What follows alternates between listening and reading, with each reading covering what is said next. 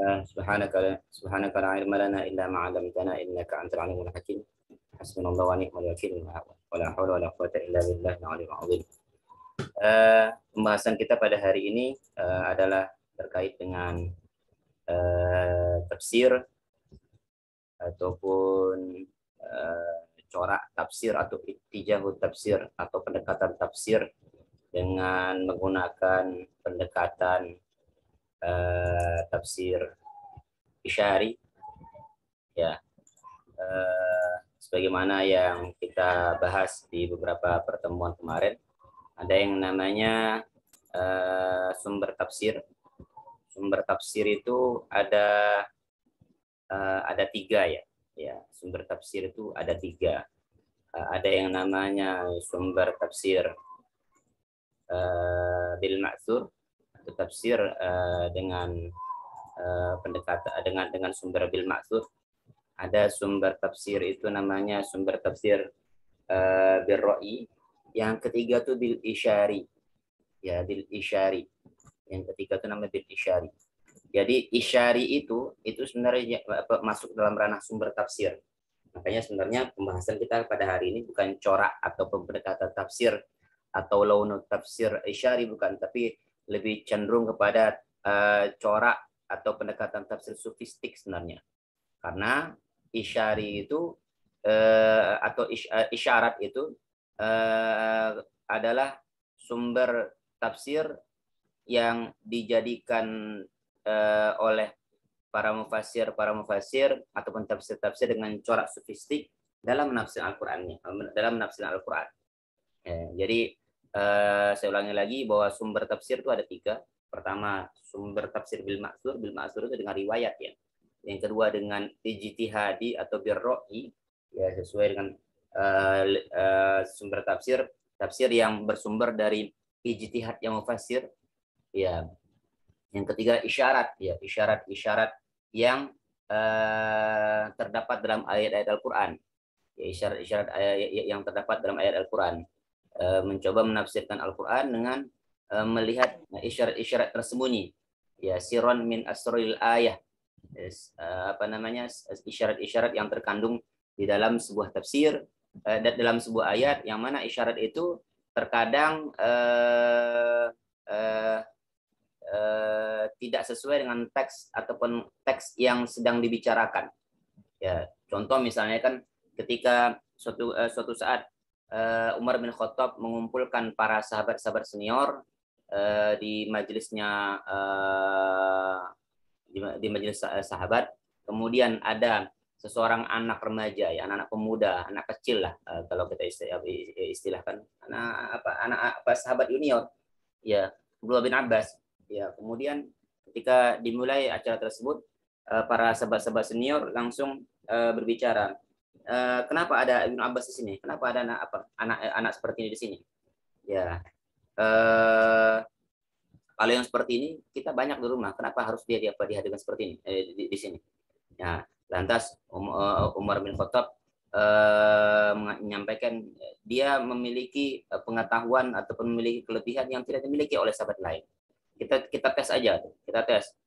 Dites pada saat itu ketika Umar bin Khattab membacakan sebuah ayat, sebuah surah, idza jaa nasrullahi wal fath wa ra'aitan nasa yadkhuluna fi dinillahi afwaja fasabbih bihamdi rabbika wastaghfir innahu kana tawwaban.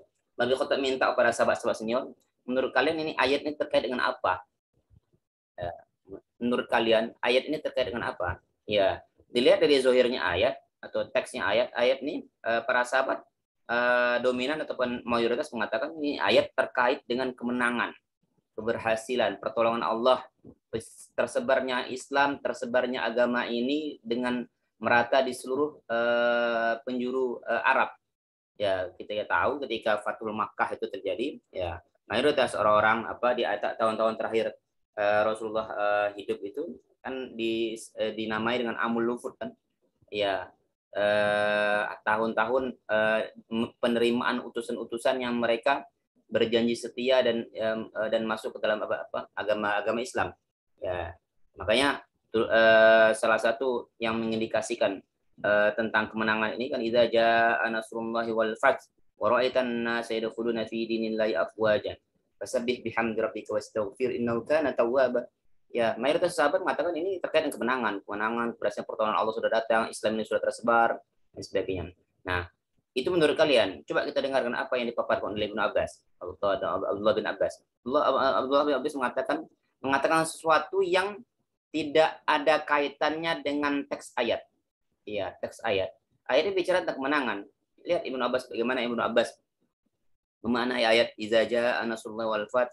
Ayat ini terkait dengan akan datang dekatnya wafatnya Rasulullah SAW. Kalau sudah menang, kalau sudah dibuka ke semuanya, kalau sudah datang pertolongan Allah, ya berarti sudah selesai apa misinya Rasulullah SAW. Tugas Rasul sudah wafat, sudah selesai, dan Rasul akan berpulang kepada penciptanya. Nah, lihat bagaimana Abdullah bin Abbas menafsirkan ayat keluar dari apa? Bukan keluar, yang isyarat-isyarat yang tersembunyi di dalam sebuah teks atau nas ayat. Nah, ini namanya tafsir dengan sumber isyarat berdasarkan isyarat rahasia-rahasia tersembunyi yang itu hanya bisa didapatkan oleh orang-orang yang memiliki kedalaman ilmu, orang-orang yang memiliki ketajaman batin, orang-orang yang memiliki ketajaman rasa. Ya, termasuk dalam hal ini yang sering menggunakan sumber tafsir isyarin lah, ya kalangan sufi atau kalangan ulama tasawuf. Ya, ulama tasawuf. Ya, dan ini berkembangnya bukan hanya datang belakangan, tapi sudah datang dan sudah ada di zamannya Rasul, bahkan sahabat. Ya, kalau dilihat dari pengertiannya, pengertian corak tafsir sufi, Abdullah Ad-Darus mengumpamakan Al-Quran itu diibaratkan dengan sebuah intan yang setiap sudutnya memancarkan cahaya yang berbeda dengan sudut yang lain. Hal tersebut berarti bahwa ayat Al-Quran merupakan suatu teks suci yang mengandung suatu muatan yang bisa ditinjau dari multi perspektif, ya multi sudut pandang. Ya, orang yang ini saya sampaikan kemarin, orang yang memiliki kecenderungan atau latar belakang fikih, dia akan menafsirkan Al-Quran dengan corak fikihnya, seperti yang kita bahas di pertemuan kemarin. Orang yang memiliki kecenderungan dalam ataupun keahlian dalam bidang kebahasaan, dia akan menafsirkan Al-Quran dengan kecenderungannya atau latar belakang ilmunya dari sudut pandang kebahasaan. Orang yang memiliki kecenderungan di bidang saintifik, dia akan menafsirkan Al-Quran dengan pendekatan saintifiknya. Nah, inilah Quran ini kalau diibaratkan intan yang memiliki sudut-sudut indah, yang mana tiap sudut itu bisa memancarkan cahaya yang berbeda dari sudut pandang yang lain. Makanya jangan salahkan orang lain, jangan nafikan pendapat orang lain ketika ada penafsiran berbeda dengan kita. Tentunya dengan dengan rambu-rambu dan aturan-aturan yang sudah ditetapkan oleh para ulama terkait ketika seseorang berani menafsirkan ayat Al-Quran. Ada prasyaratnya, termasuk juga menafsirkan Al-Quran dengan corak tafsir sufi ini ada prasyaratnya, ada persyaratannya dan ada prasyaratannya. Tidak bisa sembarangan juga. Nah, tafsir sufistik atau yang bersumber dari tafsir dari Isyari lebih didasarkan oleh pengalaman batin seorang sufi dalam berinteraksi dengan Al-Quran, pengalaman batinnya. Ya, ketika dia seorang sufi itu sudah sampai pada tingkat kemanisan dalam beribadah dengan cara berkholwat dan suluk, kemudian dia mendapat pengalaman batin yang luar biasa. Dia sudah dilatih jiwanya dengan berbagai macam ibadah dan pendekatan diri dan zikir-zikirnya, sehingga dia semakin dekat dengan Allah Subhanahu wa taala. Allah pancarkan sebuah pengalaman batin, Allah pancarkan sebuah keilmuan yang itu kadang-kadang tidak didapatkan oleh orang lain. Ya, seorang sufi yang sudah yang sudah sampai makomnya waliullah itu, ya, waliullah itu, maka ketika mereka sering sekali orang lain menceritakan pengalamannya ketika berinteraksi dengan seseorang yang sudah memiliki makom ataupun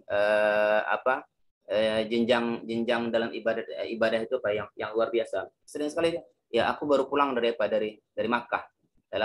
Dalam satu waktu tertentu, kadang-kadang seseorang tersebut bisa berada di dua dimensi ataupun di dua tempat yang berbeda.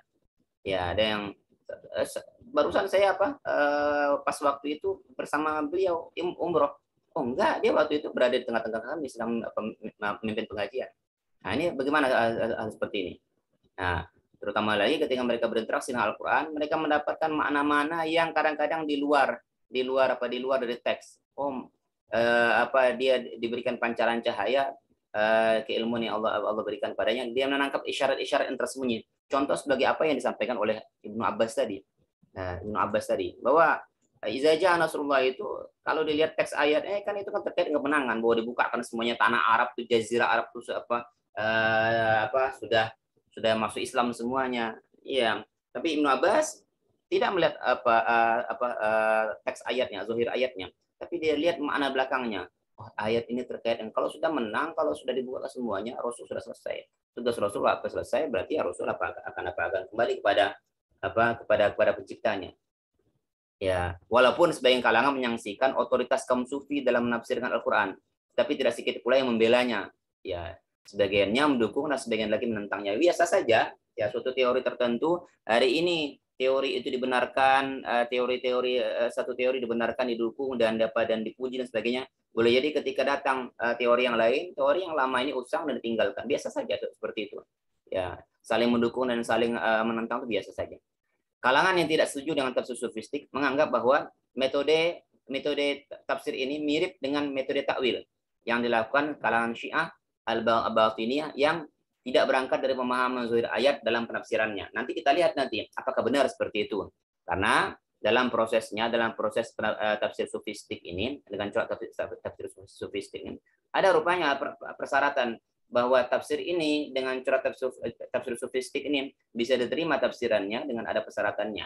Jadi tidak semua tafsir sufistik juga yang tertolak. Tapi kalau andai kata dia sudah jauh sekali dari makna zahir ayat dan dia bahkan tidak memandang kebenaran dan menafikan zahir ayat, itu yang bermasalah.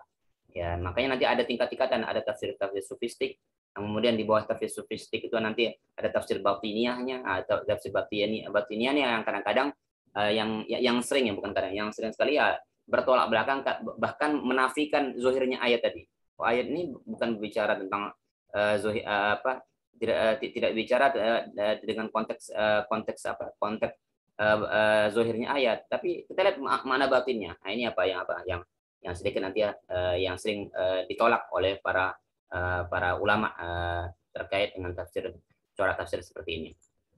Ya, bagaimana kita ketahui tafsir kemarin sudah kita bahas, ya, tafsir itu al-idhah, al-bayan, al-kasyaf, menerangkan atau keterangan, penjelasan atau mengungkapkan, ya, idhah, bayan, kasyaf itu apa makna daripada makna kebahasaan daripada tafsir. Azharkashi ini sudah kita bahas sebenarnya di beberapa pertemuan kemarin, yang mengungkapkan, ya,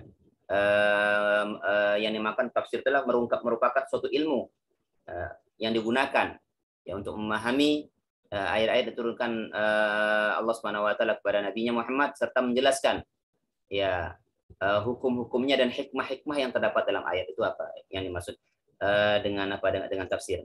Adapun yang maksud dengan sufi kalau ditinjau dari etimologi atau makna kebahasaan, artinya banyak. Ada yang menyebutkan kata berasal dari sufah itu ahlus sufah, ya, serambi Masjid Nabawi. Umat Islam itu pernah mempunyai kiblat yang lain selain kiblat kita yang berada di Baitullah Makkah. Ya, di 1 sampai 1,5 tahun lamanya Rasul dan para sahabat itu pernah sholat menghadap ke Baitul Maqdis. Ya, sholat ke Baitul Maqdis. Tatkala Rasulullah SAW meminta Allah Subhanahu wa taala untuk supaya kiblatnya itu dipindahkan ke Baitul Haram, ya, ke Baitullah Makkah, ya, Ka'bah, ya.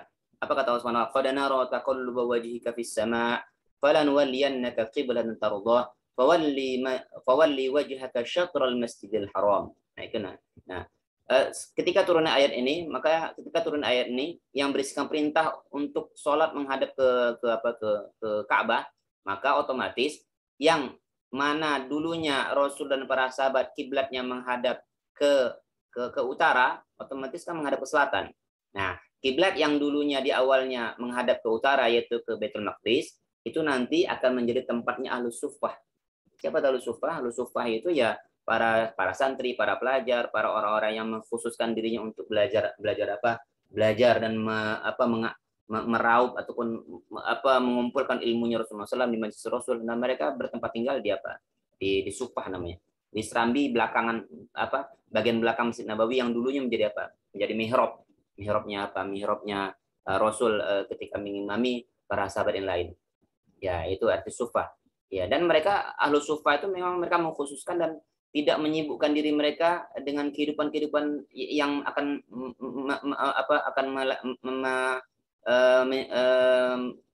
membelokkan mereka ataupun akan mengubah perhatian mereka terhadap belajar. Ya, makanya dikatakan Sufah. Ya, nah, dari Sufah ini secara etimologi menurut beberapa kalangan ya nanti akan muncul kata-kata sufi. Ya, ada pula yang mengatakan kata Sufah itu berasal dari sofa, yang berarti bersih dan jernih, yang membersihkan, menjernihkan, itu Sufah. Ya, sufi itu. Mayoritas para ahli berpendapat bahwa kata sufi berasal dari suf, yang bermakna pakaian berbahan bulu domba, pakaian yang kasar, sederhana sekali.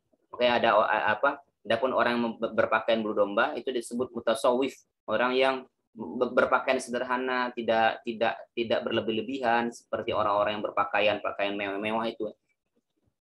Ya, sedangkan perilaku yang menggunakan pakaian berbulu domba itu dinamakan tasawuf. Ya, itu ya.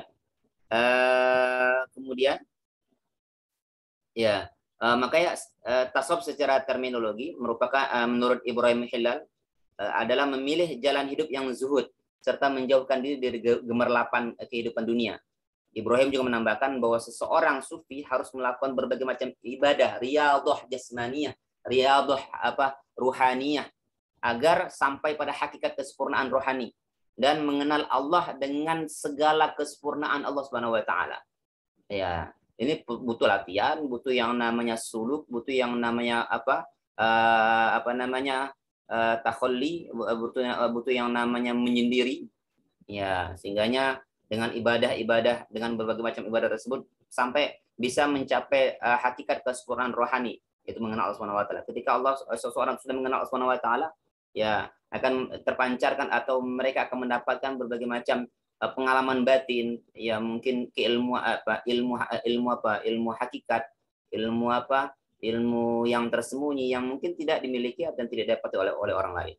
Ilmu Khaldun berpendapat bahwa tasawuf adalah ibadah Allah Subhanahu wa taala yang secara terus-menerus, ya yang rutin dengan riyadhah, dengan mengerahkan seluruh waktu untuknya, ya menjauhi gemerlapnya kehidupan dunia, ya dengan seluruh keindahannya, zuhud ya terhadap seluruh kecenderungan manusia, ya cenderung yang enak-enak, cenderung yang indah-indah, cenderung yang banyak, ya cenderung yang yang serbawa. Nah, itu orang-orang tasawuf mengajarkan kita untuk ya menghindari kecenderungan tersebut, bukan mengabaikannya, ya tapi sifat qanaah ataupun sifat aroja, sifat menerima apa yang ada dirinya, tidak merasa tidak iri dengan orang lain, menghindari sifat-sifat ujub, sifat-sifat sum'ah dan sebagainya, ya seluruh kecenderungan manusiawi, serta menyendiri atau berkhalwat, ya khalwat dalam keheningan untuk ibadah Subhanahu wa taala. Dan ini dipraktikkan oleh para sahabat. Berapa banyak para sahabat itu ketika terjadi pergolakan politik antar sahabat, mereka memilih untuk menyendiri, ya menyendiri, menjauh dari keramaian, ke pinggiran-pinggiran kota-kota yang menjadi perhatian dan pusat perhatian para sahabat. Mereka menyendiri, jauh dari keramaian, ya mereka tidak mau terlibat dengan cekcok dan politik antara sahabat. Sudah dipraktikkan oleh para sahabat-sahabat. Ya, di antaranya Sa'ad bin Abi Waqqas dan lain-lain sebagainya. Ada juga siapa namanya sahabat-sahabat seperti banyaklah sahabat-sahabat yang lain. Ya. Ibrahim Bashuni mengatakan bahwa tasawuf merupakan suatu kesadaran fitriyah yang mendorong seorang untuk bermujahadah, ya melakukan munajat sampai ia merasakan konektivitas, ya atau wusul atau ketersambungan dengan penciptanya, yaitu tasawuf, ya.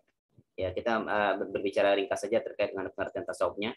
Ya, Harun Asy'ari mengatakan bahwa intisari dari tasawuf adalah kesadaran akan ada komunikasi serta dialog antar ruh manusia dan Tuhan serta mengasingkan diri, khalwat, sehingga mereka dapat mengenal Allah Subhanahu wa taala. Intinya mengenal Allah Subhanahu wa taala. Lebih lanjut, Ibnu Nasiruddin mengatakan bahwa landasan filsafat tasawuf adalah Tuhan bersifat imateri dan yang maha suci. Oleh karenanya, unsur manusia itu kan materi. Ya, ketika ingin bertemu dengan Tuhannya, maka unsur imateri pada manusia yaitu ruh, ya, ruh, maka ruh tersebut harus disucikan. Allah itu sifatnya imateri, ya manusia itu perpaduan antara materi dan imateri, maka sifat materinya itu materi diabaikan dan melatih sifat imaterinya, ruhnya, dengan cara mensucikannya untuk supaya dapat mendekatkan diri antara imateri dengan imateri yang lain.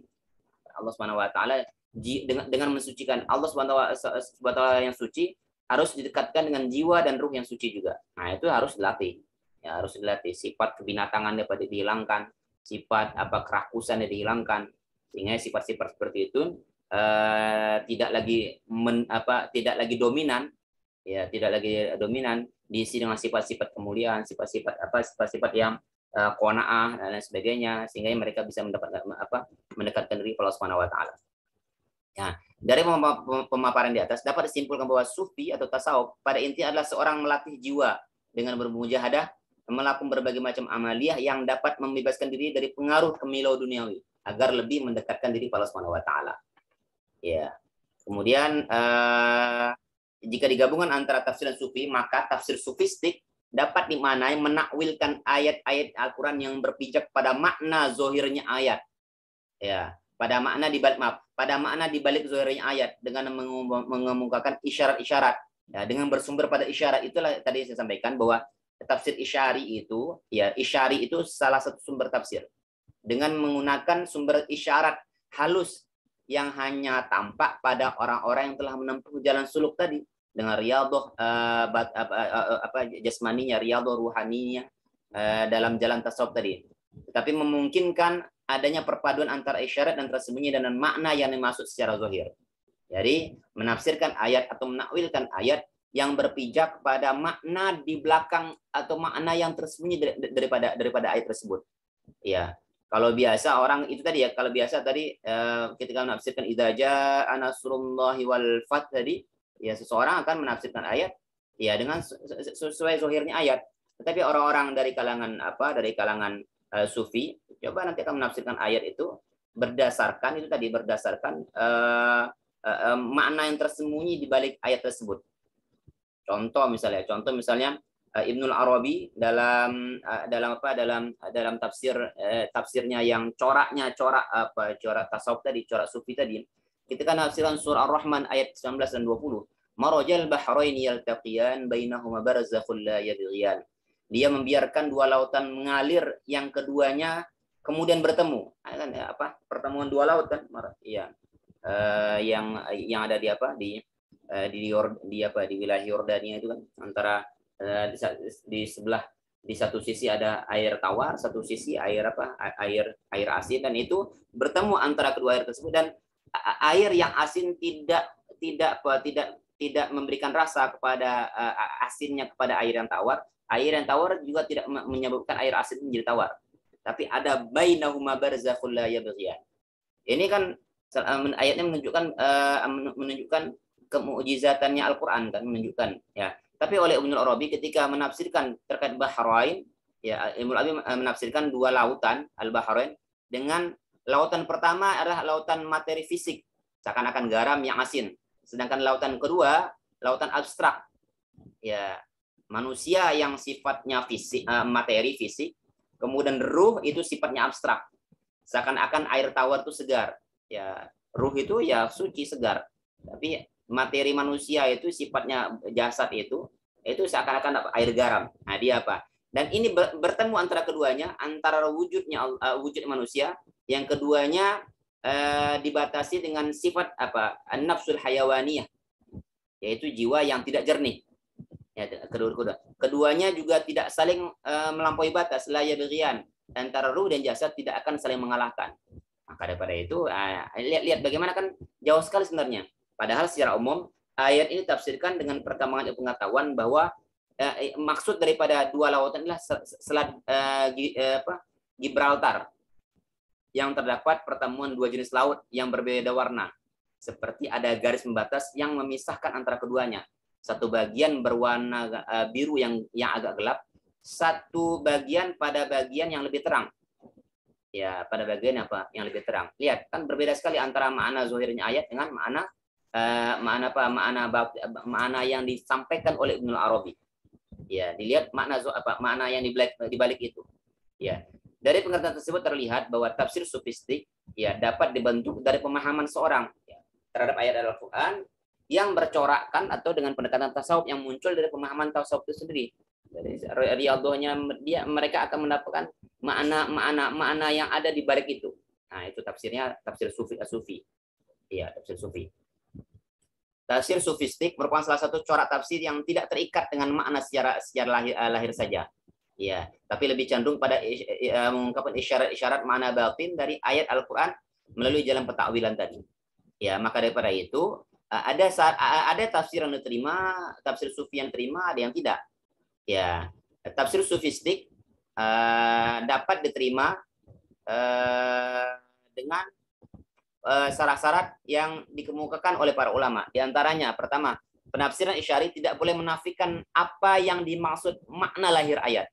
Ya, tidak boleh menafikan, harus dipadukan. Makanya proses awalnya dilihat dulu makna zahir ayatnya, baru nanti dilihat makna batinnya ayat. Ya, makna tersembunyi di balik ayat tersebut. Ya, harus ada nas lain yang menguatkan, harus ada teks lain atau ayat lain ataupun hadis lain ataupun pendapat ulama lain yang menguatkan tafsiran tersebut. Kemudian tidak boleh bertentangan dengan syarat dan akal. Ya, tidak boleh bertentangan. Ya, yang keempat harus diawali dengan menafsirkan terhadap makna lahirnya atau makna zahir ayat dan memungkinkan ada makna yang tersembunyi di balik teks. Nah, itu ya. Makanya seorang sufi, ya, seorang mufassir yang tafsir sufi, seorang mufassir akan melihat makna lain selain makna zahir yang terkandung dalam ayat. Namun makna lain tersebut tidak tampak oleh orang lain kecuali orang-orang yang telah dibukakan hatinya. Ini tadi kan berdasarkan apa tadi? Berdasarkan apa namanya? Berdasarkan pengalaman batinnya, dan itu lagi-lagi itu pancaran dari apa? Dari kedekatan mereka dengan Allah. Maka daripada itu sebenarnya Ibnu Abbas mengatakan sungguhnya Al-Qur'an itu mengandung banyak ancaman dan janjian meliputi zahir dan batin. Tidak pernah terkuras keajaiban dalam Al-Qur'an tersebut. Dan tidak terjangkau puncaknya. Barang siapa yang memungkinkan memasukinya dengan hati-hati akan selamat, dan barang siapa yang ceroboh akan jatuh dan tersesat. Maka daripada itu nggak boleh juga ya orang-orang yang baru masuk Islam atau baru belajar memahami Islam, kemudian dia mencoba masuk ke dunia tasawuf, ini salah juga sebenarnya. Harus mereka melalui proses itu tadi, proses belajar ilmu syara dulu. Ya, tapi orang-orang yang dia langsung memahami Al-Qur'an dengan makna isyarinya itu nggak boleh. Itulah yang kata Ibnu Abbas, dia akan jatuh dan tersesat. Ia memuat berbagai kabar dan perumpamaan, ada yang halal dan haram, dan itu harus pelajari dulu. Ada nasi dan mansuknya, ada muhkam mutasyabihat, ada zahir dan batinnya. Nah, hal-hal seperti ini prasyarat untuk menafsirkan Al-Qur'an ini harus lengkapin dulu. Harus paham bahasa Arab dulu. Kalau bagi yang tidak paham bahasa Arab, ya harus belajar dulu. Harus belajar yang terkait ulumul Qur'an dulu. Harus belajar nasi dan mansukh dulu. Harus belajar makki dan madani dulu. Tapi kalau tidak mempunyai kapasitas keilmuan tertentu untuk menafsir ayat, apalagi dengan tafsir corak, tafsir sufi, itu bermasalah. Ya, itu ya. Makanya zahir ayat itu bacaannya. Nah, itu yang perlu diapain? Dari aspek bacaan, qiraatnya mungkin itu harus dikuasain dulu. Sedangkan makna batinnya itu melalui pentakwilan. Ini seperti yang dilakukan oleh Ibnu Abbas ya. Ya. Ini ya, sebagaimana halnya ilmu pengetahuan lain, ilmu tafsir pun terus mengalami pertumbuhan dan perkembangan mulai dari masa Nabi. Masa Nabi pemegang otoritas, ya Nabi segala persoalan muncul dihadapkan pada Nabi dan beliau menyelesaikannya. Setelah Rasul wafat, otoritas beralih pada sahabat, tabi'in dan tabi'in yang dan generasi sudahnya yang memenuhi prasyarat, ya memenuhi persyaratan sebagai mufassir. Jadi enggak semua orang juga boleh bebas menafsir ayat. Ya, orang latar belakangnya sebagai apa? Yang awalnya dia tidak latar belakang sebagai artis, kemudian dia tobat, kemudian hijrah, tiba-tiba nafsir ayat, itu nggak boleh. ya tidak ada punya kemampuan dalam baca Al-Qur'an, tiba-tiba menafsirkan ayat. Ya, mengajak jamaahnya lagi membaca ayat sama-sama, sementara ayat dibacakan salah. Ya, bacaannya salah. Ini bermasalah ini. Ini kadang-kadang yang sedikit menyedihkan dan sedikit mengkhawatirkan bagi ustaz-ustaz viral-viral kadang-kadang. Itu ya. Terus berlanjut berkembang ini ya. Berkembang sufisme dalam Islam dengan praktek-praktek zuhurnya sudah dilakukan oleh generasi-generasi awal Islam. Ya, itu tadi yang saya sampaikan. Akibat adanya konflik kepentingan politis dan kecenderungan materi. Sebenarnya makanya sebagian sahabat yang mulai mereka karena adanya pertentangan ataupun pertarungan dalam ruang lingkup politis dan kecenderungan untuk mendapatkan materi, ya sebagian mereka mengasingkan diri. Dan terus berlanjut dan kemudian praktek tersebut diteorisasikan. Nah, awalnya ya bentuk praktek saja, baru nanti akan diteorisasikan dan dicarikan dasarnya ya dalam Islam atau dalam Al-Qur'an melalui tafsir. Sehingga muncullah teori namanya al-khauf. Khauf ya ketakutan, khauf. Iya, kemudian ada namanya mahabbah, ada nama ma'rifah. Kemudian ada yang namanya apa lagi? Ada yang namanya lagi al-hulul, wahdatul wujud. Ini kan ini teori-teori ataupun konsep-konsep dalam ilmu tasawuf kan. Ya. Az-Zahabi mengatakan perilaku tasawuf sudah ada semenjak zaman Nabi dan para rasul. Beberapa sahabat pada saat itu cenderung meninggalkan kenikmatan dunia. Nah, ini tasawufnya tasawuf praktek ini, lebih pada praktis.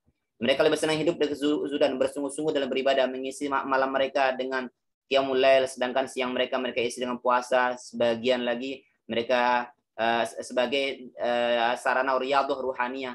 Tapi pada saat itu belum dikenal istilah tasawuf dan orang-orang yang menjalankannya tidak juga disebut sufi pada saat itu. Nah, baru muncul ya istilah tasawuf itu sendiri ya yang pertama kali dikenalkan oleh Abu Hasim As-Sufi, ya ulama yang wafat tahun 150 Hijriah, sezaman dengan Abu Hanifah atau sezaman juga dengan Imam Malik ini.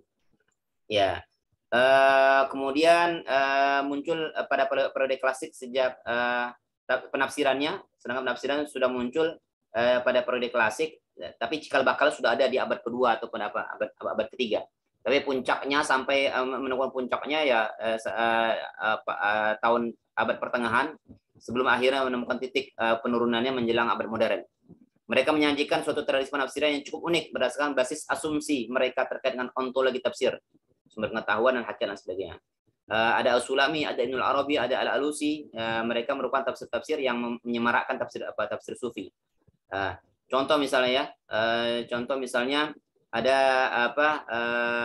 tafsir dengan corak tafsir sufi, ada namanya tafsir At-Tustari namanya. Ya, tafsir At-Tustari. Ini contoh tafsirnya. Beliau adalah ulama di abad kedua ya, wafat tahun 200-an Hijriah kalau salah. Ini contoh tafsirnya? Tafsir sebentar. Kita lihat nanti bagaimana contoh-contoh tafsir dengan corak sufi. Ya.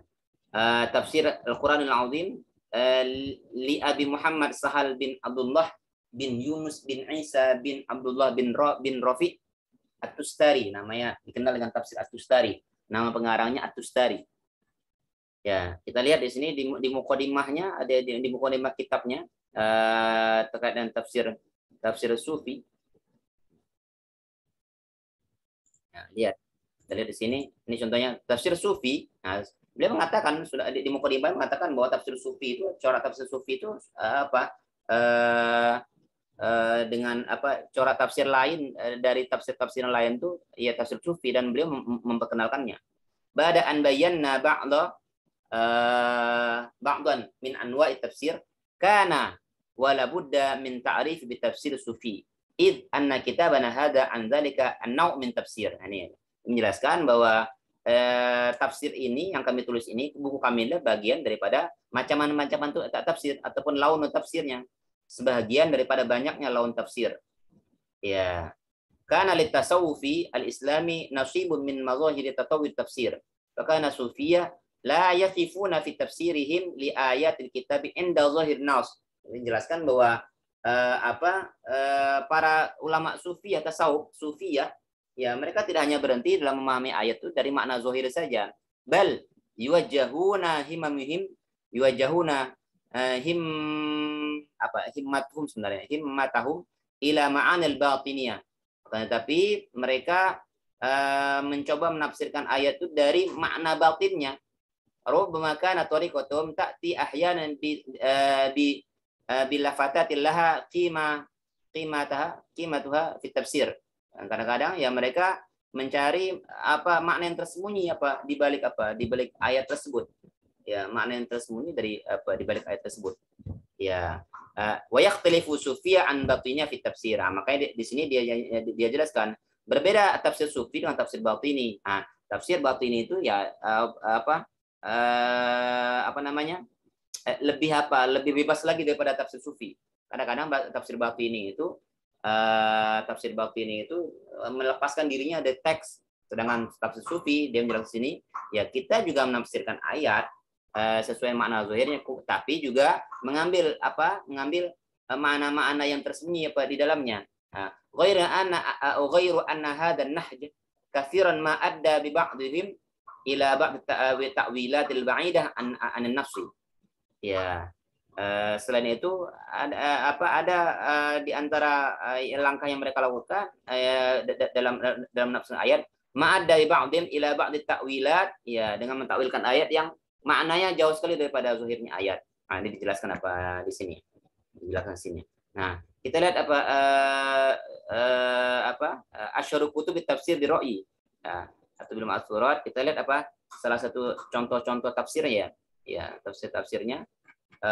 Contohnya ketika menafsirkan ayat Al-Quran yang surah-surah yang didahului oleh ini dia ya, Sahal bin Abdullah At-Tustari, lahirnya tahun 200 Hijriah, ya 200 Hijriah, hampir sebelum Imam Bukhari ini, ya wafatnya tahun 283 Hijriah. Yaqulu anhu al-Imam Abdurrahman As-Sulami wa qad dzakara fi tabaqati tsaniyah al-sufiyah. Jadi tafsir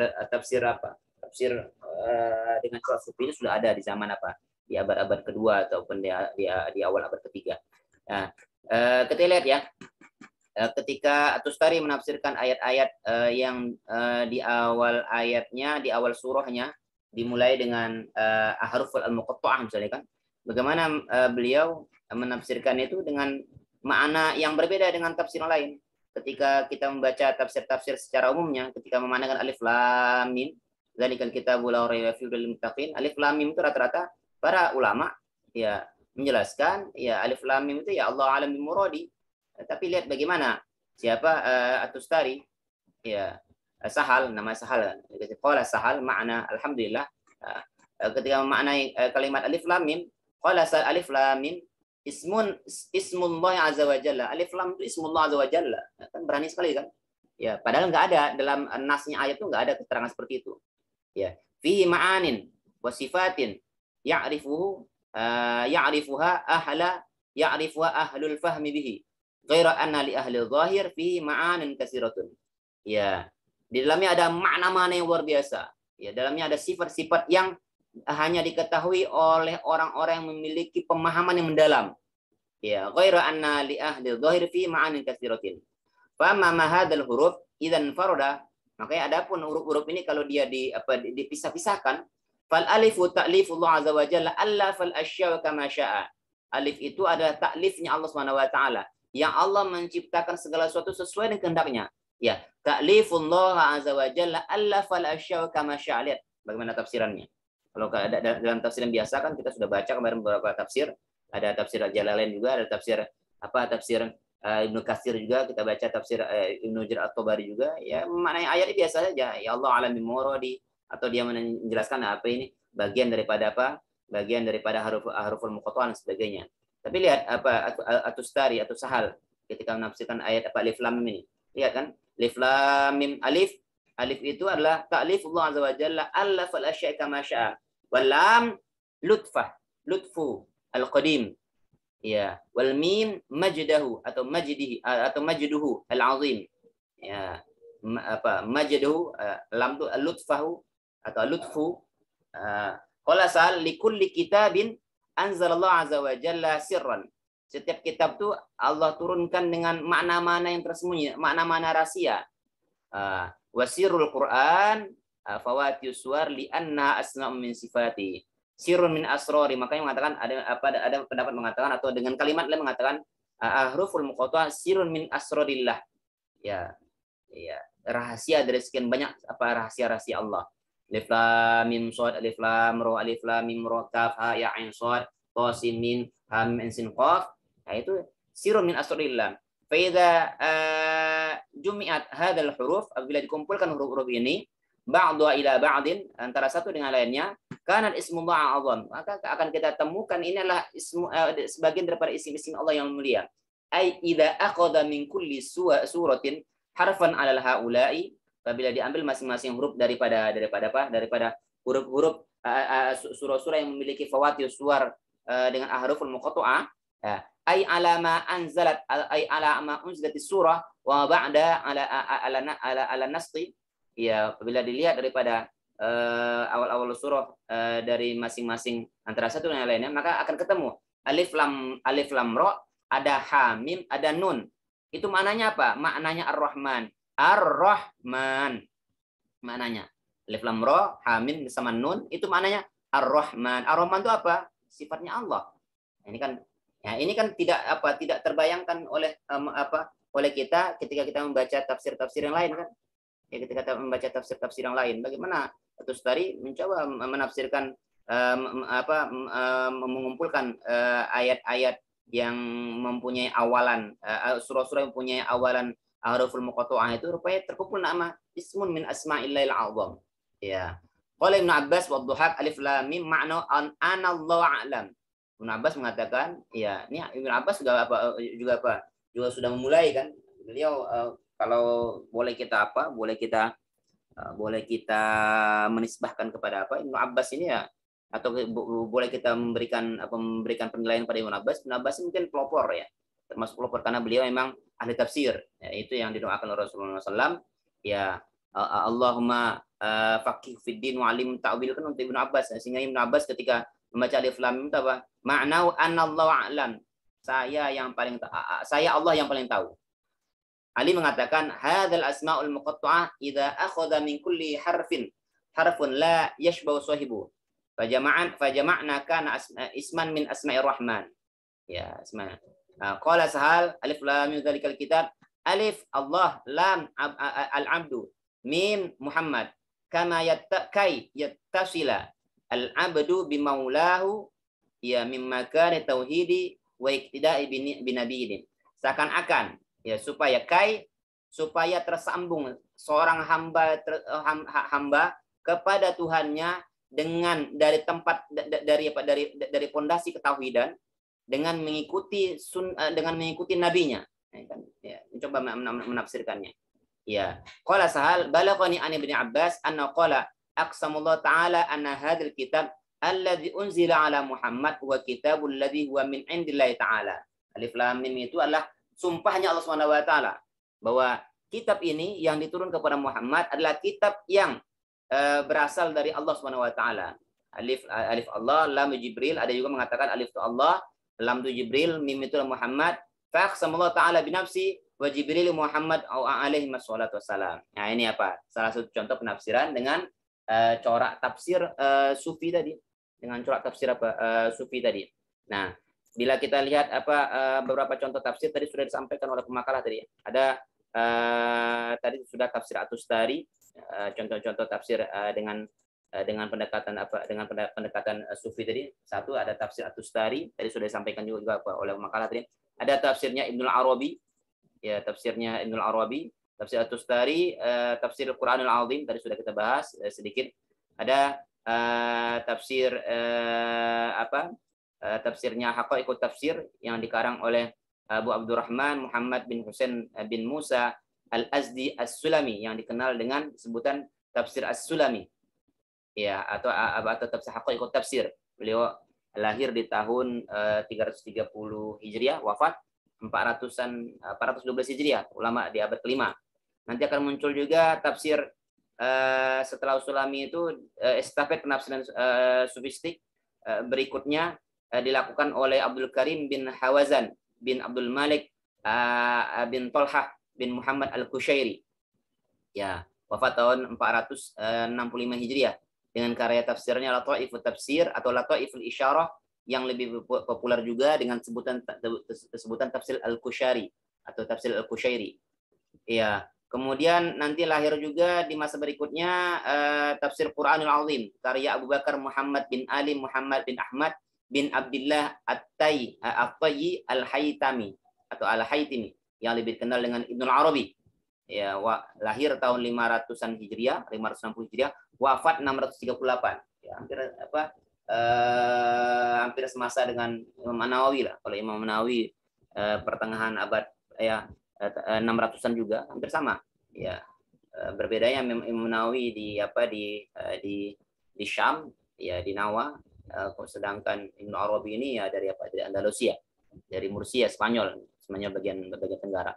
Nanti muncul lagi tafsir yang lain, ya Ar-Ra'isul Bayan fi Haqaiqil Quran karya Abu Muhammad Ruzbihan bin Nasr Al-Baqali As-Sirazi, meninggal tahun 660 Hijriah.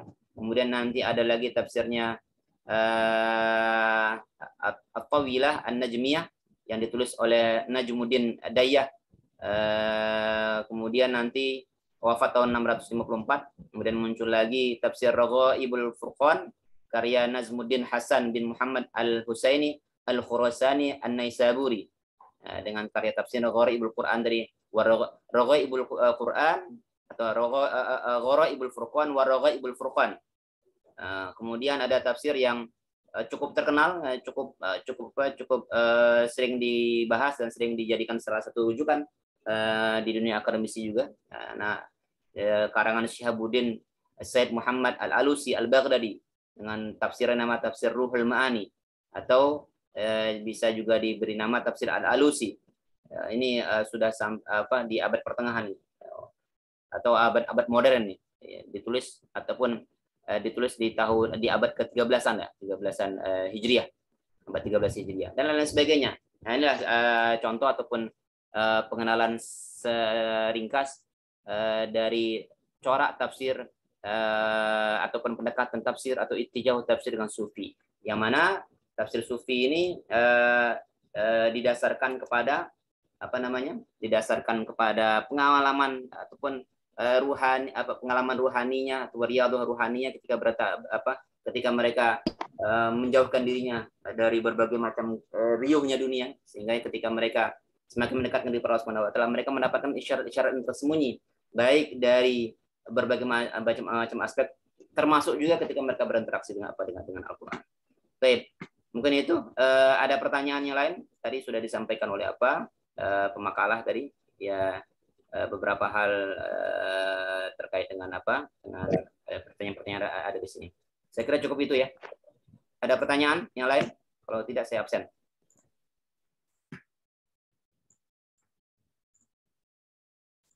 Baik, silakan nanti pemakalah diperbaikan lagi makalah nanti sesuai dengan apa yang saya tambahkan tadi, atau ada yang kurang tadi dari pemaparan yang disampaikan oleh pemakalah dalam makalah. Tafsir corak tafsir.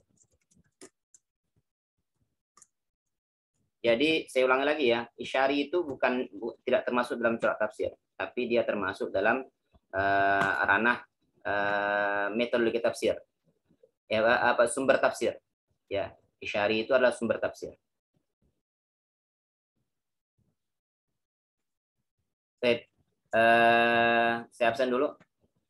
Yang dipanggil harap menjawab dengan cepat. Kalau tidak ada yang tidak menjawab, saya anggap alfa ya. Sofia Fahira. Hadir, Pak. Silmi Muftiah. Hadir, Pak. Silmi Mutia Fajrin. Silmi Mutia Fajrin. Ada. Sinta Maulina Anjani. Hadir, Pak. Sintia Sri Kurnia. Hadir, Bapak. Siti Fatimatu Zahra Alim. Hadir, Pak. Hajar. Hadir, Bapak. Lucia Sofaria. Hadiroh Bapak. Siti Misrina Nurdina. Hadiroh Pak. Siti Nurayani. Hadiroh Bapak. Siti Nuraziza.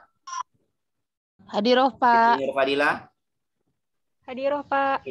Siti Unisa. Hadiroh Pak. Siti Barokah. Ada Siti Fathiyah. Hadirah Bapak. Sri Rahmi Maulidia Zahra. Ada Sulha Khoridatun Nafisa. Hadiroh Bapak. Syahida Asma Amani. Hadirah Pak. Amalia Putri. Hadiroh Bapak. Coba ada Sifa Zahra Al-Faqih. Sifa Hadiroh, Zahra Pak. Al-Faqih. Ada Tantri Prawita. Hadir Pak. Tasya Gevira. Hadir Pak. Tiara Siti Hajar. Hadir Pak. Firazul. Hadir Pak. Umamah. Hadir Uni Bapak. Khairatun Ayuni Harahap. Hadir Bapak. Wah Ummul Husna. Hadir Pak. Utia Khairunisa. Utia Khairunisa. Ada Fika Nabila Sakti. Hadir Pak. Wardah Nabila Suwardi. Hadir Pak. Hadir. Wardah Nabila Suwardi ada. Hadir Pak. Wasliyah Zaki. Keluar kampus Pak. Wilandari. Hadiroh Pak. Wa'afina Fadli. Hadiroh Bapak. Yumna Selendra Amira.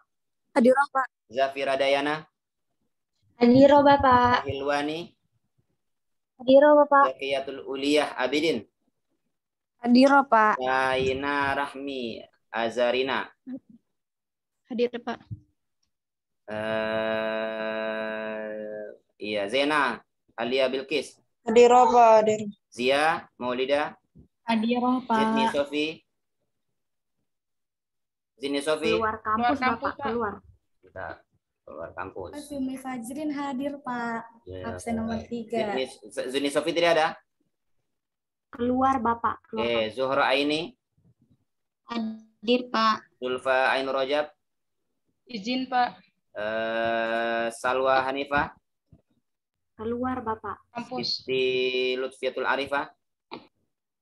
Hadiroh Pak. Siapa yang belum dipanggil? Zumi Mutia Fajrin hadir Bapak. Siapa? Zumi Mutia Fajrin absen nomor 3. Mana tadi? Panggil. Ada Pak. Siapa lagi? Siti Barokah Bapak. Siapa lagi? Saya Pak Syifa Siapa? Syifa Zahra Pak. Siapa lagi? Oke, nggak ada. Cukup. Saya kira cukup. Pertemuan kita hari ini ada 40 orang yang hadir, 4 orang absen, 1 orang izin. Itu saja yang dapat kita bahas pada siang hari ini. Semoga dapat dimengerti dan dapat dipahami. Silakan baca-baca lagi. Silakan pada dalam ini hanya sekedar memukadimahi pengenalan tafsir dengan corak tafsir dengan corak tafsir sufi atau tasawuf. Semoga bisa mendapatkan bayangan, dapat pengetahuan yang terkait dengan corak tafsir sufi ini. Kita tuh baca hamdalah, alhamdulillah rabbil alamin. Assalamualaikum warahmatullahi wabarakatuh.